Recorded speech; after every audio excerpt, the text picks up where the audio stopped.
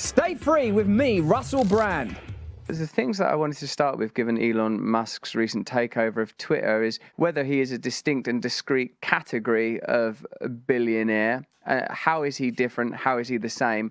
And how will Elon Musk's position at Twitter alter your position on Twitter? Well, that remains to be seen. I'm still banned, so that hasn't changed. I mean, he's suggested that he might reinstate Trump. Whether or not that means he'd reinstate me is a matter of question. It isn't obvious to me that the people who run the social media networks know exactly how to regulate them with any degree of utility. You know, I've probably read 100,000 comments online, or maybe more, and I've tried to read them with a psychologist's eye. And there are some things going on online that are, I think, that actually pose a threat to the integrity of the culture itself. The biggest problem that I can see is that the large online platforms allow anonymous troll demons to rampage through society with no cost to themselves. And I can identify these people quite accurately now. This will make a number of the people who are watching and listening uncomfortable because they'll be in the list of people who do this sort of thing. So, stopping it there, and welcome to Mika Reaction Reviews. We're reacting to things on the internet, and today we are reacting to a segment of an interview that Russell Brand did with Dr. Peterson. And basically, the title says it's a heated debate, like it's a heated conversation. I did listen to a little bit of it, so I know it's coming. But right now, they're talking about the Elon Musk takeover of Twitter. By the time you watch this, that means I'm back from my 2-week strike. So I know a little bit about censorship. I got a second strike for reacting to a Republican political campaign, which I will upload into my Rumble so you can see it for yourself. There's been a lot of discussion about Elon finally buying Twitter.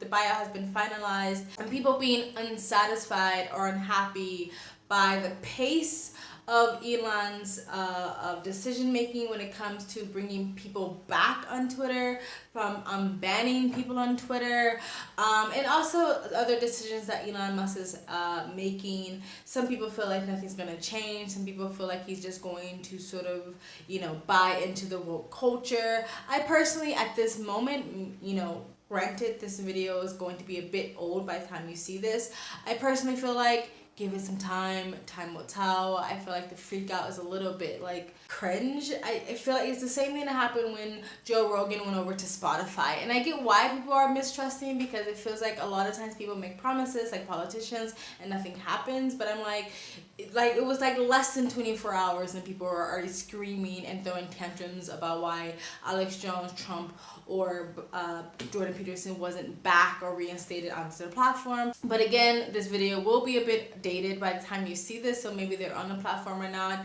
At the time, though, this has just been a few days after Elon Musk has taken over Twitter, and I just feel like people should just sort of breathe and allow time to tell. Like, I have no idea what it feels like to take over a multi-billion-dollar business and then be immediately pressured to make decisions at a blink of an eye, even though you probably should have some sort of plan going into it. But who knows what's going behind closed scenes. I'm not saying whether Elon Musk is making the right decisions or the bad decisions. I'm just saying time will tell. And so right now they're discussing Dr. Jordan Peterson being put back on the platform because he was banned for his comment he made, I believe, about Elliot Page. But they're going to get into that, so let's get back into that. All right, here we go. The first thing is they have an anonymous name. The second thing is the anonymous name usually has something psychologically significant about it in a very negative direction. So it's self-denigrating, or it's demonic, or it's otherwise offensive, and purposefully so.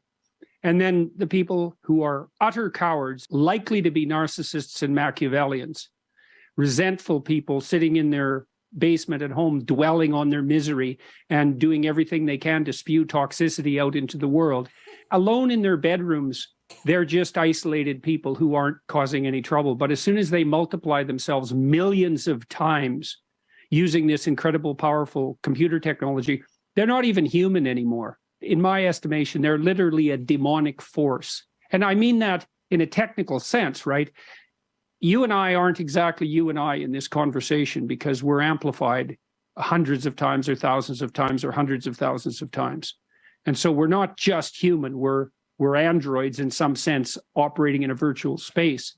And these online trolls have that power because they have access to an audience that they would never gather by their own merits. They are saying things that are derisive and inflammatory and that would absolutely 100% get them punched if they ever said it in public. I agree with that. A lot of people say a lot of shit online that they would never say to someone's face, probably including myself, even though like I really don't like call people's names. I don't like, you know, use derogatory language and stuff like that if I'm debating somebody online. But you know what, a lot of people do that. It's kind of like when you drink alcohol, you get a little courage. I think a lot of anonymous people online, it gives them the courage to behave in ways that they would never actually behave in their real lives, which is cowardly in a way. But I think I feel like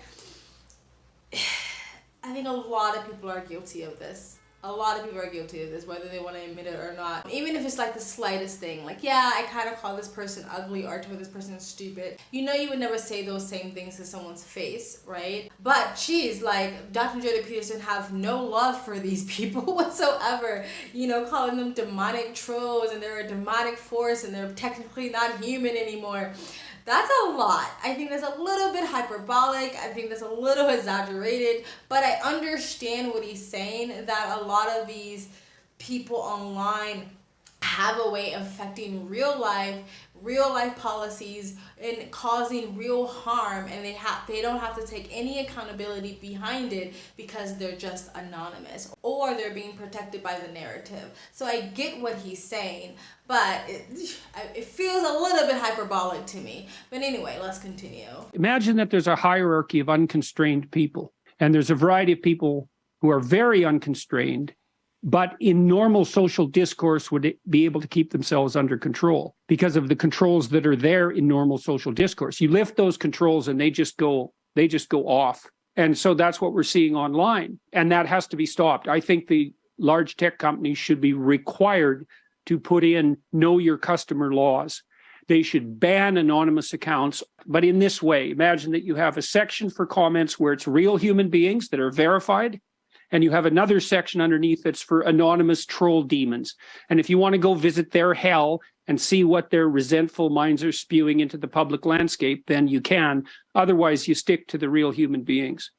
I mean, stopping it there, because what Dr. Jordan Peterson sounds like he's talking about is censorship. And I thought the way we're supposed to be going is non-censorship. And people also have an issue with people not being able to be anonymous online. Because I think even before Elon took over, he mentioned this, that everybody should be verified. Everybody should have to verify their identity to be online, which kind of sounds like Weibo, which is a Chinese social media site, which a lot of people can't really say their real feelings on because their identity is attached to their statements, right? So people might say, like, what if somebody wants to out someone who's being sexually assaulted, or someone who's being abused, or someone who's being held captive, or something like that? Like, if I speak out, I can be in real danger. I need to stay anonymous to be able to speak out, or I need to be anonymous to be able to, you know, speak truth to power.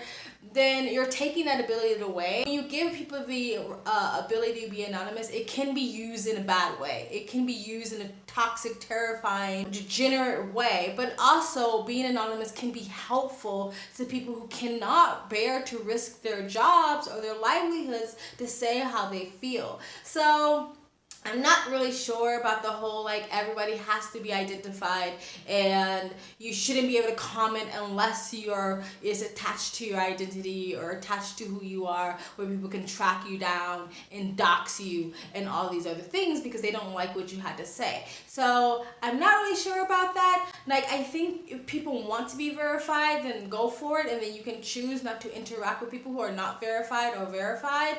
Maybe there should be like, if you're not verified, then you only get so many characters, or you can set your profile to only get responses from verified people. But to say that this should be mandatory, I don't know about that, and I think a lot of people do have an issue with that. And again, the censorship law saying that, well, people shouldn't be able to spew things I think is demonic and harmful. It's like, well, that's your idea of it, but if it's non-censorship and it's supposed to be freedom of speech, that means you're supposed to be allowed to say the most most offensive things possible, because that's real freedom of speech. That's real non-censorship, as long as you're not like calling for violence or whatever else is our American sort of free speech laws or our censorship laws. But so yeah, that's my 2 cents, but let's continue.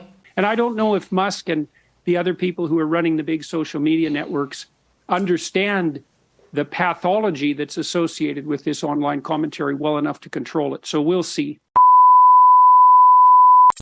That was the end of the clip of Russell Brand interviewing Dr. Jody Peterson. I'm pretty sure there's a longer podcast form of it on his show on YouTube or on Rumble. Also follow me on Rumble, Discord, Odyssey, Twitter, all those great places, just in case YouTube decides to yeet me off the platform, because I still do have 2 strikes hovering over my head. But let me know what you guys think. Please let me know in the comment section below. Please like, comment, and subscribe. Hit the bell to get notifications when I do upload. All of that really does help with the algorithm, guys. I'm gonna cut this video short, cut my outro short, because this video is like 30 minutes long. You guys have an amazing day. Bye.